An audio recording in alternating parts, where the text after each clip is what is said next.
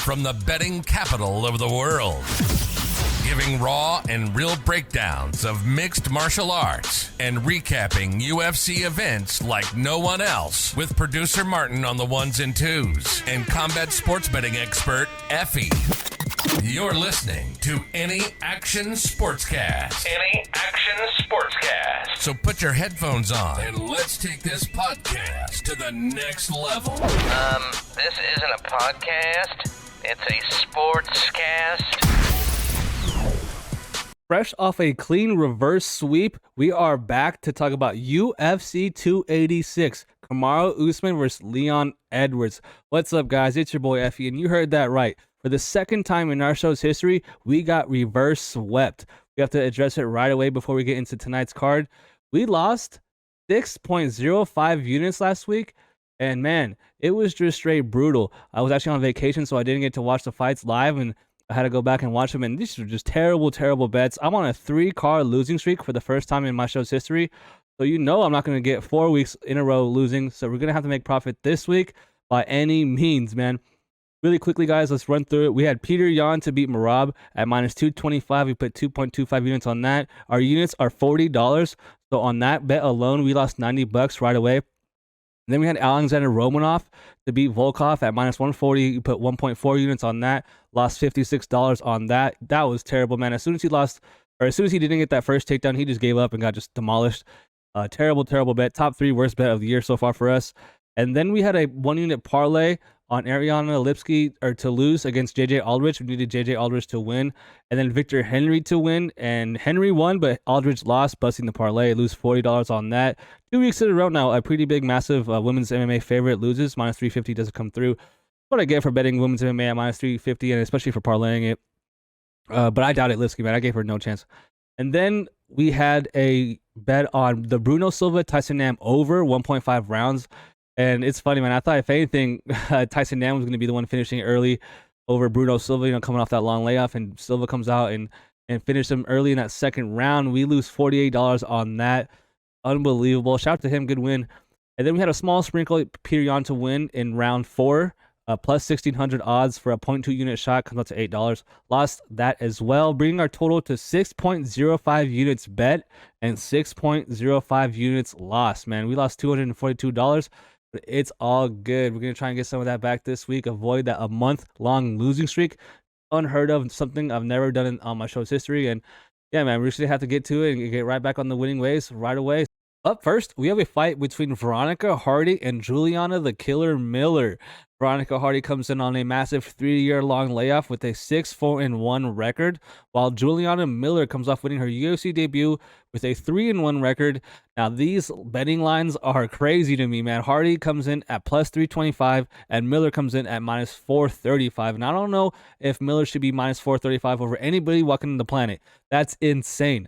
Don't get me wrong, I'm picking Miller to win. I'm picking her to win via inside the distance, ground and pound finish. I want to say late in the fight, but I wouldn't be surprised to see her win a decision here. But bro, what the heck? Minus 435, that's crazy. And I get it, man. Hardy hasn't fought in 3 years, but we've seen 2 weeks in a row, 2 pretty big size favorites, what felt like locks in women's MMA, straight up lose. And I don't know if Hardy's going to be the one to repeat it this week, because I do think that Juliana Miller is getting a favorable matchup. I thought Hardy retired. I thought she started a family with Dan and just wasn't going to fight again. 6-4-1, not really a flashy record at all. Pretty good grappler. I'd say that's probably what she has best going for her. And she hasn't fought since she was 24 years old. So 3 years ago, you got to wonder what kind of improvements she's making.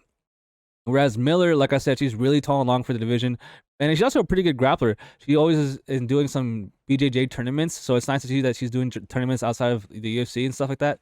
But she's still green. She's not like the best fighter. I don't see a future champ or anything like that. But 3-1, not a lot of pro experience fighting overseas, has to fly across the world for this fight. Veronica Hardy has Dan Hardy in her corner, and Dan Hardy is always making those breakdown tape study fight videos, so they're gonna have a good game plan for Miller. But I think Miller should win this fight, like I said earlier. Give me Miller to win via ground and pound finish in that 3rd round. The over-under for that fight is actually 2.5 rounds. The over is minus 120, the under minus 110. So that's gonna be right around that time where I think that Miller's gonna be finishing the fight. So give me Miller, actually, if you want, take that round 3 finish. I think that she can finish Hardy here in this fight. Up next, we have a banger of a fight. This card is so good, man. There's a lot of good, random good fights sprinkled throughout the card. We have Jaya Herbert in the lightweight division taking on Ludovít Klein.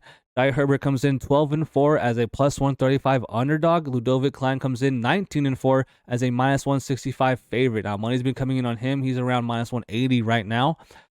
And yeah, so the tail of the tape, Jai Herbert, 34 years old. Kind of a red flag for me, I'll be honest. Ludovít Klein, 28. But another good thing that has something good going for Herbert here is he's 6'1", guys. He's 6'1", fighting at 155, 77-inch reach, whereas Ludovít Klein is 5'7" with a 72-inch reach. So that's enormous, man. When you're that big, but he's like bigger against a lot of the fighters he fights. Jai Herbert fighting at 6'1" in the 155-pound division is pretty, rare. But the thing with that, guys, is, well, I don't know if this is like proven fact or science or whatever, but when you're that tall and skinny for the division, you tend to have not that good of a chin, and it's apparent because Jai Herbert has 4 losses. He's been finishing every single one. This guy is super hittable for how long he is. He doesn't have really good striking defense at all. He keeps his hands low by his chest, and that's what worries me here. I actually expected to go into tape study thinking I was going to pick and bet on Herbert, but Ludovít Klein, I think, can put him out, man. I think that Ludovít Klein obviously has really good hands and obviously has really good head kicks. That Shane Young head kick was insane. He did miss weight for that fight, and that's actually something that's kind of relevant for this fight. He's going up. This will be his 3rd fight at 155. And it's crazy because Ludovít Klein used to fight at 145, and Herbert's a huge 155er. So the fact that we have a guy that could make 145 at times, fighting a guy that I don't know how he makes 155, it's pretty worrisome to me if I'm betting or picking on Ludovít Klein. But again, I think Ludovít Klein's going to get a finish here in this fight. I think he's going to be able to find Herbert. And I will say he should have the grappling advantage in this fight. If it gets, dangerous or close on the feet there, I wouldn't be surprised to see Ludovít Klein try to get a level change here and clinch up with Herbert. Herbert, I will say, did impress me against that Ilia Topuria fight where Ilia was going up a weight class because he couldn't make weight. And he rocked Ilia, man. Ilia's really, really good striker. But Ilia's pretty hittable as well and so little. Herbert has those knees up the middle, those front kicks he could right here use on Klein with those long legs and reach. But I think that Klein's going to be able to close the distance and catch him. And if not, uses grappling to win minutes on the mat. I think Klein should win this fight via 3rd round knockout. I'm going for 2 third-round knockouts in a row to start the card. Let's go. After that, we have Joanne Wood taking on Luana Carolina. JoJo Wood comes in with a 15-8 record, sitting as a minus 165 favorite.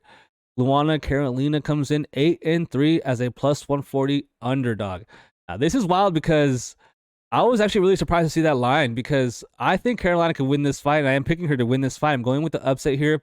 Nothing against Joanne Calderwood, man. She's fighting at a syndicate. I have a ton of friends that train at syndicate. I've actually seen Joanne train before. It was before the Lauren Murphy fight, which was a really close fight. And she was hitting pads, getting a workout in with Emily Whitmire and I think Jordan Levitt. And I remember I was like rolling on the mats. I was like, damn, she looks really, really good. Like, wow. And then when she lost, I was like, wow, that's insane that she lost. She looks so good. Like, it's crazy that there's people out there that are, better. Obviously, Joanne Wood following on hard times, 1-4 in her last 5 fights. But she's losing to really good people, man. Jennifer Maya, Lauren Murphy, Talia Santos, and Alexa Grasso. I mean, those are all top of the division girls. And so in theory, this is a huge, massive step down for Wood. Getting Carolina in this matchup, but she also is very inactive. She hasn't fought in almost a year now, and even then, she tends to be getting finished in the 1st round via submission. All right, like obviously that's what has something going for her good in this fight. She doesn't have to worry about that here. Carolina's a Muay Thai fighter, really tall and long for the division. She's an upright, stiff striker, pretty big, which I will say kind of helps her here in the clinch. I think that we're gonna see a lot of moments in the clinch here along the cage in this fight, and I think that's gonna help Carolina here. I think that she's going to be able to reverse Joanne when it gets on the clinch along the cage. And the fact that she's 37 years old, flying across the world to fight, I'm going with Carolina, man. Give me Carolina to pull the upset and defeat Joanne Calderwood via decision. Moving right along, we have a flyweight fight between Jake Hadley and Malcolm Gordon. Hadley comes in with a 9-1 record, currently sitting as a minus 335 favorite. Malcolm Gordon comes in 14-6, currently sitting as a plus 250 underdog. Hadley will be way younger, 26 years old compared to Malcolm Gordon's 32, 5'7", and a 68-inch reach for Hadley and a 70-inch reach for Gordon. I'm going with Hadley here. That line is wide for my liking. I'm not going to be betting him at all here, but he should win this fight. He's going to be overall the better fighter in this fight, in my opinion. Malcolm Gordon, good grappler. The thing with him is that he's probably the most non-durable fighter on the entire roster. He's 14-6, and he's been finished in all 6 of his professional losses. Been knocked out 4 times, been submitted twice. I will say though, he actually kind of impressed in his last fight, man, against Mohamed Mokaev, a pretty good blue chip prospect who's actually on the card here in a second. He lost, but he put up a way better fight than I thought he was going to. I thought he was definitely going to get submitted. And he held his own and actually won a few minutes in that fight of his own. That fight was very close. He ended up getting finished very, very late in the fight. I think it was about a minute left in the fight. He got submitted. But that fight, I remember being taken aback, being like, wow, I counted Malcolm Gordon out big time. I actually counted him out right before that Francisco Figueiredo fight. I didn't bet this fight, but I remember thinking like, okay, Malcolm Gordon's going to lose. He's going to get cut. But he beat Bad Figgy, then beat Dennis Bondar after. Yeah, but yeah, man, his grappling was not that bad, man. He held his own against a very elite grappler, in my opinion, in Mohamed Mokaev. And on the other hand, you have Jake Hadley, who is just a better striker than Malcolm. I mean, he's going to be throwing in combination more. He's going to be throwing a lot of volume. Pretty powerful striker in his hands. Good kicks to the bodies. Likes to mix it up with his strikes too. Go to the body, throw hooks to the body. I like this kid. He's a good grappler as well. And if Malcolm Gordon goes out there and tries to wrestle Hadley for 15 minutes, I think he's going to lose. I think Hadley has enough jiu-jitsu to reverse positions on the mat and hold his own if it gets there. I think if anything, Hadley himself can take down Malcolm Gordon and win minutes on the mat there. So give me the young prospect. Like I said, minus 335, a bit wide from my opinion. Malcolm's fought a lot of high-level guys in the UFC, been in the UFC for longer, and experience, is a bit of an X factor sometimes. And not for nothing, Hadley is the English fighter in this fight. Home crowd guy is going to be, crowd's going to be going crazy for him. Every little thing he does good, the crowd's going to be going crazy. I can't wait for this London crowd. But yeah, I'm going to wrap it up. Give me Jake Hadley to win via decision. Oh, wait, no. I can't pick that. What am I saying? He's going to finish Malcolm Gordon. He's going to finish him in the second round. I'm going to move up a round. Instead of round 3, I'm going to pick a round 2. Give me Jake Hadley round 2. I can't believe I almost picked decision there. Malcolm Gordon literally started the breakdown with how undurable he is. Give me Hadley to win via decision. Oh, yes. Up next is a fight I'm very excited for. I'm excited for this guy's debut, man. We have Christian Leroy Duncan taking on Dusko Todorovic. Leroy Duncan comes in the Cage Warriors champion, 7-0 undefeated, making his UFC debut, sitting as a minus 210 favorite. On the other side, we have Dusko Todorovic, 12-3, sitting as a plus 170 underdog.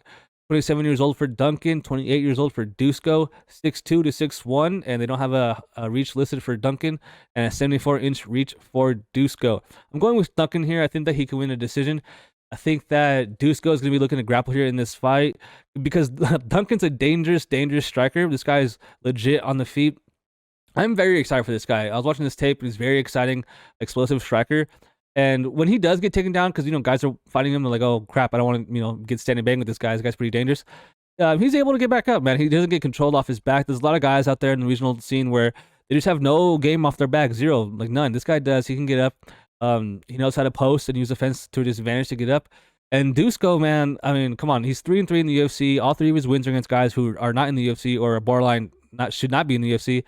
And he has very, very, very bad striking defense because he just leaves his head right on the center. He just kind of pulls it back instead of like trying to slip and rip. He doesn't have very good head movement. And I will say, not for nothing, just like Malcolm Gordon, he has a very weirdly shaped head. His head is like shaped like a bean, like if someone squeezed the size of it and it's trying to pop out the top and bottom. Very big targeted hit, man. Give me Christian Duncan to win.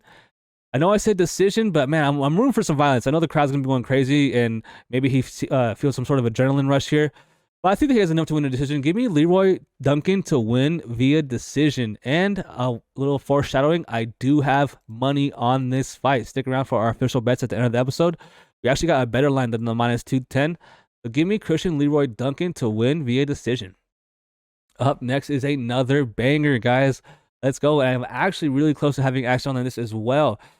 We have Leroy Murphy taking on Gabriel Santos. Murphy comes in 11-0-1, and he's sitting as a minus 170 favorite. Gabriel Santos comes in 10-0 undefeated, making the short notice debut, LFA champion. And he's currently sitting around, I think, plus 125. The odds aren't listed on the screen. And that's because, well, I don't know if it's because, but in my area, in Vegas, we didn't have this line for a while. It just dropped today on Tuesday. And I'll be honest, I didn't even know the betting line until I saw a few people post their tickets and it had this bet involved. And I was stunned at the Leroy Murphy line. I was like, whoa, that's really, really low. But when that happens, I know there's a reason, right? So I was like, okay, the books are 100% respecting Santos. You dive into the tape, and I've only seen his last 2 previous fights. The kid's good. The kid's very well-rounded. I found it pretty interesting where in his Jose Delano fight, the commentators kept mentioning how good of a grappler he was, but he was lighting the guy up on the feet. I remember thinking, like, okay, like, why does Big Nog keep saying this guy's a really good grappler when he's just piecing up his opponent? He has a really good rear jab, really good straight punches, and apparently can submit a bunch of people, man. The fight I saw before that, though, was where I felt like I was going to have money on Murphy. So against Marcio Barbosa, he won via head kick in the second round, and, man, he was getting lit up in this fight. He was getting demolished, man. He got rocked a few times, almost got knocked out. There was some refs out there that probably would have called that fight. And it was surprising. He was losing to a striker that I don't think is as good as Leroy Murphy. Leroy Murphy 11-0-1, very dynamic and dangerous striker, very good hands, very fast. Good defensive grappling. In his last fight, he got taken down a bunch of times against a grappler who he knew was going to try and do that. Ended up getting the knockout and really blasting Makwan Amirkhani's head through the ceiling. Amirkhani is actually on the card as well. Dang, that's a hard name to say. But yeah, man. Santos actually from the Barbosa fight where he was getting pieced up and then landed that head kick to win, to the Jose fight, he did show improvement. I will say that gap was good. Like, I was like, okay, he definitely looked better than the more recent fight. So it shows me he's getting better and improving, definitely finding his stride in MMA. Only 26 years old, but man, he's fighting Leroy Murphy on short notice. I think a week's notice. Has to fly to London, make weight, and then fight a striker who's going to be in his face all fight. I think Leroy Murphy has the pace and striking acumen in general to win this fight. I don't think that he's going to be getting taken down and controlled for extended minutes in this fight. So I might be finding myself with a pretty big wager on Leroy Murphy, man. I think that line is generous. -170 favorite. Give me Leroy Murphy to win against Santos, and I'm going to predict he finishes him. I think he's going to knock out Santos. The short notice. I don't even know if this kid's going to make weight. Give me Murphy to win via knockout, and let's go with round 1, man. Give him first round Leroy Murphy knockout. I'm pretty confident in Murphy. Let's go Murphy. After that, we have the blue chip prospect I was mentioning earlier, Mohamed Mokaev taking on Rafael Filho. Mohamed Mokaev 8-0 undefeated blue chip prospect taking on Jafel Filho, coming in at 14-2, making his UFC debut a bit on short notice as well. We'll get into that in a second. Mokaev 22 years old, Rafael 29 years old, 5'7" and 5'7", and a 2.5 inch reach advantage for Mokaev. Let's start with Mokaev, okay? Obviously, everyone knows who this kid is. First of all, first thing we have to mention is he has a huge, furry, funny hat. He's a funny hat guy, so obviously, you have to bet on him.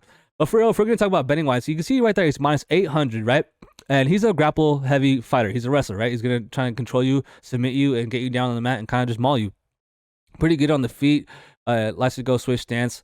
Throws a lot of kicks, throws a lot of spitting stuff, very flashy and explosive. Loves to throw his knees. Absolutely blasted Cody Durden with the knee to win that fight in like 50 seconds. But with Mohamed, it's almost like an X factor outside the octagon. So he put off getting shoulder surgery. I remember he had won his fight against Malcolm Gordon where he didn't look that good, almost lost. Had to get a submission in that third round. And right away, he said he had to get a surgery. And he said that he was sick in that fight and it affected his performance. So right away, I was like, all right, that's a bit of an excuse. But he did say he needed surgery and then he was actually hurt. And he had like the tape on it and everything. So I was like, oh, man, that sucks. A pretty good young prospect. I figured they were going to fast track him in the division. So I thought he was going to be out for a while. But then he put off surgery to have this fight happen. He really, really wanted to fight on this card. As you can see right here, he's fighting out of the UK, Manchester, England. I believe he's a refugee like from Dagestan living there. So he's really adopted that culture, trying to represent them. He wrestled for the youth national team and got pretty far in those championships. But the fact that this kid might have legit one shoulder in this fight, and considering that he's a grappler, heavy fighter, fighting a guy who Jafel is just not bad, dude. This guy's 14-2. He actually impressed me in the Dana White Contender Series. He was fighting a guy that was actually pretty inactive. Got a flashy knockout, but he's a good grappler. If you look at some other of his fights, he actually holds his own on the mat against some pretty bigger guys.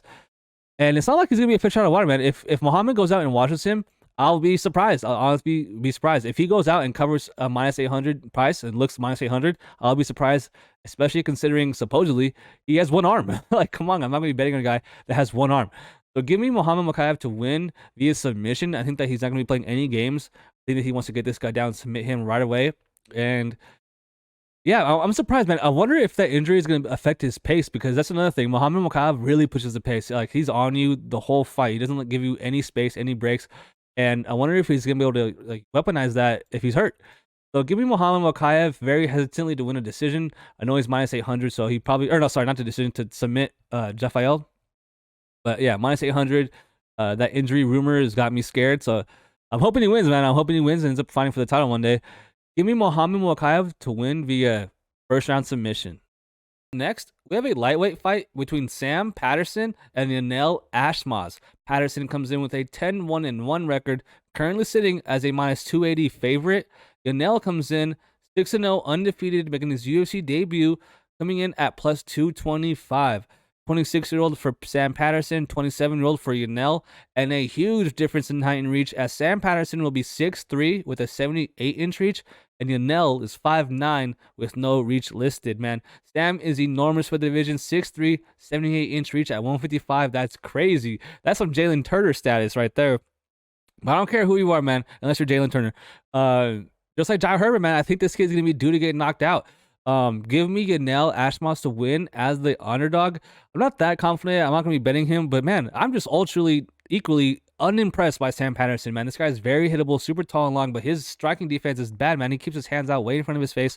Doesn't really react well to getting hit. And the thing with Yanal is that he likes to press guys up and kind of grind you out, get you in the clinch, get you down, and kind of suffocate you. Whereas Sam, he has very bad striking defense and a little bit of bad takedown defense. I've seen him been taken down by a few of the regional fights, and even on the Dana White Contender Series, he got the submission win. That's one thing I will say. He is 10-1-1, and 5 wins have come via submission, 4 wins via knockout. So he's finishing the fights. If he wins the fights, he's gonna win. So it leads me to believe that there's gonna be times where Yanal is gonna be winning the fight, and Sam's kind of live throughout the whole fight. You're really dangerous when you're 6'3" with a 78-inch reach. One of those fights where I think Yanal can look good the whole time and not really get tested here by Sam. While at the same time, I think that Sam can come out here and spark him early because he's so long. I don't think that's going to happen, man. I think Yanal's going to be able to get this fight down and sort of fight the fight that he wants to fight. Give me Yanal to extend this fight and win a decision. I know he's 5'9", undersized for this fight, but I'm just not impressed by Sam Patterson. I'm not betting this fight, but I am picking Yanal Ashmoz to win this fight. Up next, oh boy, we have a lightweight fight between Chris Duncan and Omar Morales. Chris Duncan comes in 9-1 as a minus 105 underdog. Omar Morales coming in 11-3, sitting as a minus 115 favorite. This was a pick'em, so a little bit of money coming in on Omar Morales. A bit surprising to me because he is 37 years old. He'll be 8 years older than Chris Duncan here. Chris Duncan, 29 years old, 5'10 to 5'11, 71-inch reach for Duncan, and a 74-inch reach for Omar. So going into this, I thought I was going to be picking Omar Morales to win. I think that he has better lateral movement. I think that Chris Duncan's very hittable. We saw him get finished and absolutely rocked by Slava Claus in the Contender Series. And anytime someone has to go on Contender Series twice, I'm not too high on you. I figure you're either UFC caliber or you're not. And I don't know, it's very rare, I think, right? I don't know the statistics on this, that you would see a guy or a girl come back on Dana White Contender Series, even if they win or lose, unless you're Bo Nickel, and have a good UFC career, man. So I think that Omar Morales, obviously, fought higher level fighters, has lost to higher level fighters, but he's also a guy that's been going up and down between 145 and 155. He doesn't really have a true weight class, and he's 37 years old, man. That's what's keeping me off betting him. I know that money's been coming in on him, like I said, but that surprises me. Chris Duncan does have good striking and good finishing ability. Omar Morales has been finished, man. He got finished in his most recent fight. Eros Smertic knocked him out early in that second round, and he actually almost knocked him out at the end of the first round. So not a good look, man. You're getting 37 years old, getting rocked multiple times in your most recent fight. Give me Chris Duncan to win this fight, technically as another underdog. But yeah, it's just the movement and lateral movement of Morales and the variety of strikes that he throws that it is better than Duncan, in my opinion. Duncan's not the best fighter. I'm not that high on him. Man, this is more of a sell-off on Moraes. Give me Chris Duncan to beat Moraes and pull the upset. I believe the crowd will be on his side. He's from Scotland. I know they're in London, but give me Chris Duncan, man. The problem. Oh boy, after that, this one's a banger. we have a featherweight fight between Jack Shore and Makwan Amirkhani. Jack Shore coming up from bantamweight, 16-1, suffered his only professional loss and immediately left the division, sitting as a minus 500 favorite. Wow. Makwan Amirkhani, Mr. Finland, comes in 17-8, 1-4 in his last 5 fights as a massive plus 380 underdog. Jack Shore will be way younger, the young prospect in this fight. He's 28 years old. Makwan 34, so 6-year age gap here in favor of Tank Shore. 5'8" to 5'10", and a 71-inch reach for Shore compared to 72-inch reach for Makwan. It's a pretty basic fight to break down. Makwan Amirkhani is a grappler with 1 round of cardio. Jack Shore is an up-and-coming prospect that got out muscled and out grappled by Ricky Simone, a pretty good fighter in his own right, and immediately left. Man, I was actually kind of high on Jack Shore. That Timur Valiev win was good. I doubted him in that fight. I know Timur got cut, but Timur's one of the better fighters to get cut by the UFC in recent memory.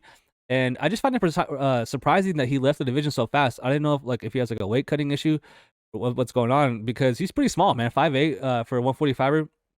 It's pretty normal, I guess. But Makwan, who knows? Maybe Makwan will be able to go out there and get down Tank, because if you watch that Ricky Simone fight, Ricky was just out just bigger and stronger than Jack. Obviously the better grappler there was able to get him down multiple times and win minutes on the mat, where that's what Makwan wants to do, but I don't think he's going to be able to. I think that even if he does get Jack Shore down and win round 1, I mean, I don't have the opportunity, but I would live bet Jack Shore, because obviously you're going to get a better line than minus 500 if he loses that first round. But Makwan gas is bad. You can bet on that. You can bet on Makwan to not have a gas stick in this fight. Even if he does look good in that first round, don't believe it. Don't fall for it. He's going to fade, and Jack Shore should win rounds 2 and 3. This reminds me of the Romanov fight last week. Even though I bet and picked Romanov, I'm going this time with a younger guy. It is worrisome. He's so young, going up a weight class this early in his career. Fighting a guy that, who knows, maybe will be able to use that strength advantage on the mat. I don't think so, though. Give me Jack Shore to win a decision. Maybe take that decision prop to get that line a little bit cheaper. I wouldn't worry about a late finish here from Jack once Amirkhani is just death gas in that 3rd round. I'm going to go with Jack Shore, though. Give me Jack Shore to win via decision. Up next, the first fight on the pay-per-view main card will be a banger of a fight in the middleweight division between Marvin, the Italian Dream Vettori, and Roman, the Caucasian Dolidze. The Caucasian is probably one of the most underrated nicknames in the UFC. What are we doing? Marvin Vettori comes in 18-5-1, currently sitting as a massive minus 275 favorite over Roman, who comes in 12-1, currently sitting as a plus 220 underdog. Marvin Vettori will be 5 years younger, as he is 29 years old, and Roman coming in 34 years old. Vettori 6 foot, Roman 6'2", and Vettori has a 74-inch reach, while Roman will have a 76-inch reach. So Roman Dolidze will be 2 inches taller and have a 2-inch reach advantage. Man, this is tough. I've been picking underdogs kind of a lot more frequently than I thought I would be this card, and I think that we have another live one in this fight. Roman Dolidze, I'm done doubting this guy, man. I'm done picking against this guy and, going out and trying to bet against him. I bet on Hermanson, lost money on that. I picked Phil Hawes, lost money, or not, lost a pick on that. Yeah, then I thought he was going to defeat Kyle Dawkins, but this guy is super, super powerful, man. Not a lot of volume, but a lot of power in his hands when he does land on you. Very good grappling, not a good gas tank. It is worrisome fighting someone like Vettori, who this guy has very, very good cardio and a very, very elite chin. This guy has a granite head. This dude's head's enormous. It's insane. I know his head's this big and it's a huge target to hit, but this guy just does not get knocked out. He might be unknockoutable. I fought Paulo Costa when Paulo Costa missed weight by 25 pounds and still didn't get knocked out. Didn't get knocked out by Adesanya twice. Didn't get knocked out by Whitaker. I mean, man, this guy's fought way higher level competition than Roman Dolidze. Vettori, the way he fights, he's going to throw a ton of volume on you. He reminds me of Colby Covington in the sense that he doesn't have any power. You really don't have to worry about getting knocked out at all by Vettori. He's just a kill you by death by 1,000 cuts type guy. Decent enough grappler, I will say. I will say, if he does try to test his grappling against Roman here, I think that would be a very big and crucial mistake. I think that Vettori should keep this fight on the feet, which is why I think I'm going to be picking Roman Dolidze. If Vettori keeps this 15-minute striking fight against Dolidze, I think Dolidze, although I know he probably won't knock out Vettori, him rocking Vettori or rattling him might be enough to win the round. I know the round might be 50-50 or even Vettori win the round, whereas Roman can just win the moments. Marvin Vettori looks like he'll be the minute winner, obviously, in the fight, whereas Roman looks like he'll be the moment winner with those big strikes. I think that he can pull it off, man. I'm going to go with the plus money, plus 220 underdog at Roman Dolidze. I don't know how many underdogs I've so far I've picked, but I feel like it's a few. Man, it's just a Vettori. It's just there's champions, and then like he's the tier right below it. I don't think he'll ever be champion. And is Roman Dolidze the same level as Whitaker? No. Is Adesanya? No. It's just, man, I think that he can crack Vettori. I think he's going to be the first person to really hurt Vettori badly, man. Give me Roman Dolidze to win and pull the upset. I can't wait for this fight. It's going to be a banger. And if Vettori wins, I don't mind anyone out there betting him to win via decision because I don't think that he's going to finish Roman. Give me Roman Dolidze to win as an underdog. I'm going to go with 3-round decision that he wins after being death gas for that last third round. I think he wins the first 2 rounds and then gasses and doesn't get finished by Vettori. After that, another underdog, bro. We have Jennifer Maia taking on Casey O'Neill. Jennifer Maia comes in 29-1. Casey O'Neill comes in 9-0 undefeated. The underdog in this fight will be Jennifer Maia as she is plus 150. Casey O'Neill coming in as the favorite at minus 180. You got to talk about the huge age gap in this fight. As always, guys, Casey O'Neill comes in at 25 years old, while Jennifer Maia comes in at 34 years old. Big time red flag there. Casey O'Neill will also be bigger. She'll have a 2-inch height advantage and a 5-inch reach advantage. Pretty significant in my opinion. So she'll be, 9 years younger, 2 inches taller, 5 inches longer, and I'm still picking Jennifer Maia to win this fight, guys. Casey O'Neill, great fighter, great prospect. I think that she's going to have a great future in the UFC. She's coming off tearing her ACL, though, in her most recent fight against Roxanne Modafferi, where she won via split decision. I don't know how that went to split. It should have been a unanimous decision, but even then, I know she set a record for most output in a women's fight. She landed a ton of strikes on Roxanne, but Roxanne, before that fight, said that was going to be her retirement fight. And all she did was stand and bang. I was really disappointed that Roxanne didn't enforce any of the grappling in that fight because I was interested to see how the grappling would look in that fight. O'Neill has very good takedowns and good top control. But I don't know. I'm just not sold. Call me crazy. I am not sold on Casey O'Neill. She seems like a nice girl and everything, puts in a lot of work. And to come back that fast after her injury is pretty insane. But I think Jennifer Maia is going to beat her, man. I think that Jennifer Maia is a better boxer, pure boxer in this fight. I think in the stand-up, she's going to be throwing probably less volume than Casey. Casey throws, obviously, not probably, she will throw less volume. Casey throws a ton of volume. I think that Maia is cleaner and crisper in her striking. I think that she's fought and lost to higher level fighters than Casey O'Neill. And I just don't think that anything Casey O'Neill brings will be something that Jennifer Maia has never dealt with before. She's been in there with, Shevchenko, lost to Chikagian, who doesn't lose to Chikagian. Gabriel lost to her too, another top fighter. I don't think Casey O'Neill can put it all together and win against Maia after all this time off. She's going to have to travel all the way across the world. So does Maia too. But, yeah, man, I'm going with Maia. I'm going with another underdog, women's MMA plus 150 underdog. 34 years old is worrisome. But give me Jennifer Maia to win this fight. Man, I just not sold on Casey O'Neill, guys. We'll see, though. After that, we're getting closer. We got 3 fights left, guys. Do me a favor, hit that like button, hit that subscribe button. We have Gunnar Nelson taking on Brian Barberena in the welterweight division. Gunnar Nelson comes in 18-5-1. Brian Barberena comes in 18-9. Gunnar Nelson finds himself as a massive 375 favorite, while Brian Barberena comes in on short notice as a plus 280 underdog. Both guys are pretty old welterweights. Gunnar Nelson 34, Brian Barberena 33, 5'11" to 6 foot, 72-inch reach to 72-inch reach. Almost identical tape there. I'm going with Gunnar Nelson here. He's going to submit Brian Barberena probably in that first round. I think that he's going to take him down, take his back, and put him out of there. Brian Barberena taking this on short notice, and that's something he's been doing a lot lately. Ever since that Robbie Lawler fight, I really do think that he's been trying to push to get as many fights in as he can, get as much money as he can before he retires. He's essentially a gatekeeper at this point of his career. Decent enough striking, but he is aging, man. I think he's getting slower now at this point of his career. And Gunnar Nelson, we all know, really good jiu-jitsu, really good, pretty much one-sided fighter. Doesn't have very good striking, but he has really good takedowns and good back control. I think that he's going to do what he did to Takashi Sato. I know he didn't submit Sato, but he took him down, took his back pretty much every single round, and I think that's going to happen here. Brian Barberena, as it is, has bad takedown defense, and now he has to go on short notice, fly across the world, and fight Gunnar Nelson. And I just think that the home crowd is going to be going crazy for Nelson. I think that he's going to be winning this fight via submission in that first round. Yup, yes, sir. Finally, it's time for the people's main event. Rafael Fiziev versus Justin Gaethje in the co-main event at UFC 286 in the lightweight division. We have a banger of a fight.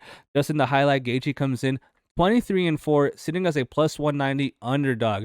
Rafael Fiziev on the other side comes in 12-1, sitting as a -240 favorite. Justin Gaethje will be 34 years old, 5'11", with a 70-inch reach, while Fiziev will be 30 years old, 5'8", with a 71.5-inch reach. Now, where do we start with this? So first of all, the last few years, I've been pretty much trying to tell all of my friends about this guy, Rafael Fiziev. He's one of the most exciting fighters to watch in the UFC. And you can say the exact same thing about Justin Gaethje, man. His name's a highlight for a reason. This dude is unreal. Every time he fights, he's getting a fight night bonus, performance bonus. Thing with him, though, is I think it's time. I think it's time for the new era at 155, and I think Rafael Fiziev will expose everyone to that in a way, just like he did against RDA. I think that he's going to knock out Justin Gaethje in this fight. I think that Gaethje is just too hittable, man. The more I watch that tape, I'm like, man, he just leaves his head out open. I know he's a very, proud striker and tends to pride himself in the ability to walk through war, take two to give one type fighter. And he has elite, strong, powerful lead leg kicks, man. He can chew up your calf and immobilize his opponent very easily right away. But he's fighting someone that's just too technically sound, in my opinion. I think Rafael Fiziev is going to be able to piece Justin Gaethje up. Been calling for this fight for a long time. And Justin Gaethje is 34 years old, man. Rafael Fiziev is in his prime, 30 years old. He is a bit undersized for 155. He is 5'8", a little bit small in my opinion for the division. But man, I just think that he's so fast and so dynamic of a striker that he's going to be able to get to Gaethje. I think that he's going to be able to go to the body a lot in this fight. But what worries me is obviously those lead leg kicks from Gaethje and the fact that it's a 3-round fight. He can just go all out. Like, man, he's been hit so much recently. Charles Oliveira absolutely blasted him. And I will say, not for nothing, even Tony Ferguson knocked down Justin Gaethje with the uppercut. We obviously saw the Alvarez and Poirier fights. Saw him get submitted by Khabib, where Khabib did say that I think Justin was like the hardest puncher he's ever faced.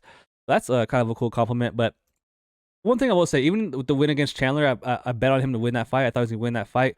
Obviously, Justin Gaethje, we all know something about him. He would rather please the fans than do what's necessary to take home a W, and I think this case would be implore his grappling advantage. He was a collegiate wrestler, and he just never uses it, man. In his pre-UFC tape, he used it a lot in the World Series of Fighting. He would slam guys down and really just blast double leg guys and just literally throw you down on the ground. But he's sort of been a wrestler that's fallen in love with his hands, and why wouldn't you, man? This guy's putting guys out cold, man. Putting out guys bad. That James Vick knockout is unbelievable. The guy is, nicknamed the highlight. Come on. But we'll say it is so strange to me that he doesn't choose to wrestle. I don't know if that's a gas tank thing or what, but even if he does, Rafael Fiziev has pretty good takedown defense in his own right. I think that if Gaethje decides to shock the world and level change here, I think Fiziev will blast him. I think Fiziev is expecting a 15-minute striking fight, and so is Gaethje. And I think that's what the fans are going to get. I think that this is going to be fireworks. The over-under is at 1.5. And I tend to lean over, man. I think both guys are going to respect each other in that first round, and then it's going to turn to a kind of like a war. But I think Fiziev can win a decision here in this fight. Give me Rafael Fiziev to win a decision or get a third-round knockout. I think that eventually he might be able to find that knockout. Although he does tend to gas, so you think that if he did get a knockout, it would be early in the fight. Actually, yeah, I'm gonna go with either an early knockout for Fiziev or a decision win for Fiziev, because yeah, like I said, he tends to not look as good toward the end of the round and in those fights, but he's proven he can go 5 rounds. I mean, the RDA fight was scheduled for 5 rounds, and he managed his gas tank totally fine.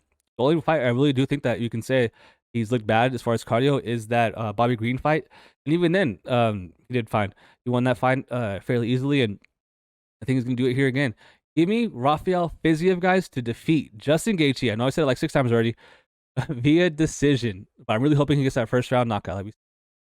Finally, guys, it's time to talk about the UFC 286 main event, the trilogy, the rematch between UFC welterweight champion Leon Edwards and one of the best welterweights of all time, Kamaru Usman. Leon Edwards comes in 20-3, sitting as a +200 underdog. Kamaru Usman comes in 20-2, sitting as a -245 favorite. Leon Edwards will be 31 years old, 6'2", with a 74-inch reach, while Kamaru Usman will be 35 years old, 6 foot tall, with a 76-inch reach.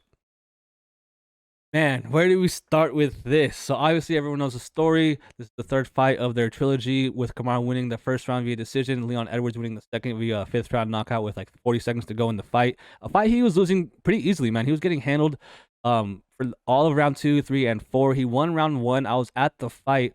He ended up taking down Kamaru Usman, being the first person, which I think is cap. I think they should credit Colby Covington with the first person ever to take down Kamaru Usman, but that's a different story. He ends up taking Kamaru Usman down and taking his back. I think that's a very overlooked thing in this fight. The fact that Kamaru Usman was able to give up his back to Leon Edwards and defend, I was kind of impressed, man. I never thought I'd see that, especially like the way that fight was gonna go. I picked Leon Edwards, not for nothing, guys.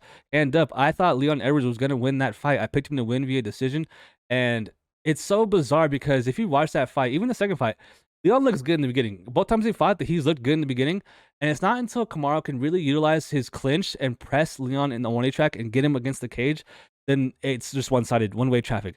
Leon Edwards had no answer whatsoever for the clinch for Kamaru Usman. Every time he enforced a clinch, he couldn't reverse him, and he just got pressed. Eventually got tripped and taken down. He can defend the hips good immediately on the initial takedown defense, but then once you chain wrestle and try to take him down, Kamaru had a lot of success. Leon Edwards, though, I mean, you got to have a ton of confidence now. 31 years old, just knocked out Kamaru Usman. Kamaru Usman, unless I've never been rocked like that before. I mean, you got to wonder where his confidence is. But I think it should be sky high because he was dominating Leon Edwards. They fought twice now. Essentially fought 8 rounds. Kamaru was won, 7 rounds? And I think 4 minutes of that 8th one. Oh, no, sorry, 6 rounds because he lost that first round of that last fight. Whatever. You know what I'm trying to say. But Kamaru Usman is 35 years old, guys. He's 35 years old, going to be 36 soon. He's had multiple hand surgeries, he's had multiple knee surgeries. He's out here filming movies like The Black Panther, too. You gotta wonder, like, is it time for him to regress? And I think it is, man. I'm going again to the well with Leon Edwards. Kamaru Usman's gonna go in enemy territory, and I really do think that, I know this sounds silly, but the crowd might play a factor in this fight. We saw what happened against Valentina Shevchenko and Alexa Grasso, where if the crowd boos loud enough, you can get separated, man. Kamaru Usman is not the greatest ground and pound artist or submission artist on the mat. He does just enough to make sure the ref doesn't pull him off. And if the crowd's going crazy rooting for Leon, I think that leeway is going to be way lower than usual. And I think that they might get separated a couple of times in advantageous positions for Kamaru Usman. I think that Edwards obviously has a striking to compete in this fight. Man, I think he's going to pull it off, guys. I think the champ as an underdog is... Man, I don't know if I'm going to bet it, but it's hard not to because, man, it's just either bet Kamaru Usman via decision, which I'm thinking about doing, or Leon Edwards money line. I'm going to go with Edwards, though, because I think that he has enough to win. He's a younger fighter. I don't want to be that guy. It sucks because I do feel like the MMA fans are sometimes very fickle, and as soon as one guy shows weakness or loses, they kind of just throw him away and try to find a new toy. And Kamaru Usman's like 1 minute away from being the greatest welterweight of all time, breaking Anderson Silva's record for most wins consecutively in a row in the UFC. And all of a sudden, he loses one fight, gets head kicked one time, and I'm going to pick against him to lose again. And it's like, yeah, I am. But man, it's just because I think it's Leon's time. Kamaru was a great champion, and I just think he's aging, man. 35 years old, almost 36. I said it before. Multiple surgeries, and yeah, man, I'm going with Rocky. I will say, this has nothing to do with the fight, but have you guys seen that clip of Leon training with his coach? Like, he's like sparring someone, and his coach is yelling, like, he's just yelling all this corny stuff. Like, look at him slip the jab and throw the hook. It's danger, da, da, da. I was like, oh, man, that's so corny. If I was Kamaru Usman, I'd be dying laughing at Leon Edwards training videos. But, yeah, man, to wrap up the show, as far as the picks go, give me Leon Edwards to win. I'm going to go with submission, man. I think he submits Kamaru Usman. Super out there pick. Out of left field pick. But I'm going against Kamaru. I'm picking him via submission. I don't know if Leon can win 15 minutes in this fight, man. I think he's going to need to finish Kamaru again. With that, that'll wrap up our show really quickly like we always do. We're going to go through the entire card really fast and give you guys our winners and then our official bets so far for this week's card. To start the card, we are picking Juliana Miller to defeat Veronica Hardy. We're taking Ludovít Klein over Jai Herbert. We're taking Luana Carolina over Joanne Wood, our first underdog. We are taking Jake Hadley over Malcolm Gordon. Christian Leroy Duncan over Dusko Todorovic. Lerone Murphy over Gabriel Santos.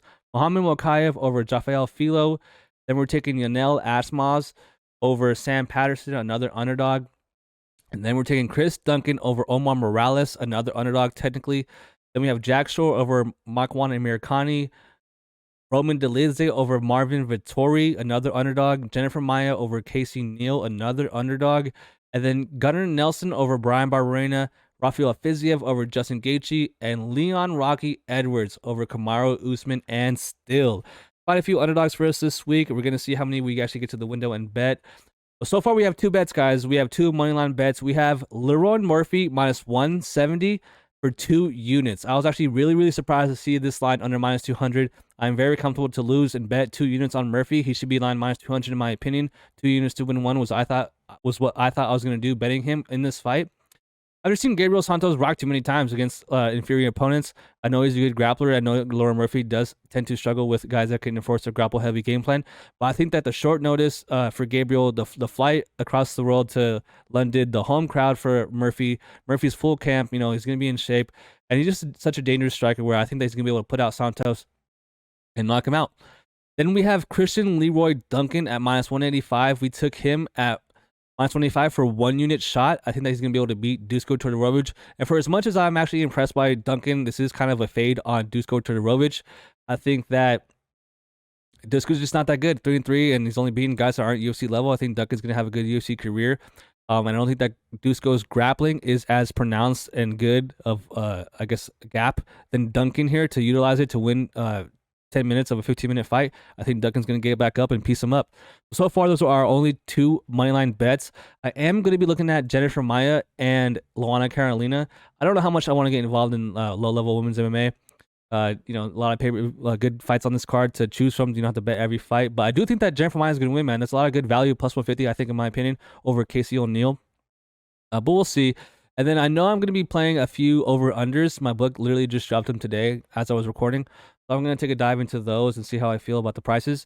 But thanks so much for watching, guys. Do me a favor, hit that like button, hit that subscribe button. Let me know what you think about our picks and our bets. And good luck on this week's card, man. We are going to avoid a 4-week losing streak because we are going to bounce back and make profit this week. Thanks so much for watching, guys, and we'll see you guys next week. Peace.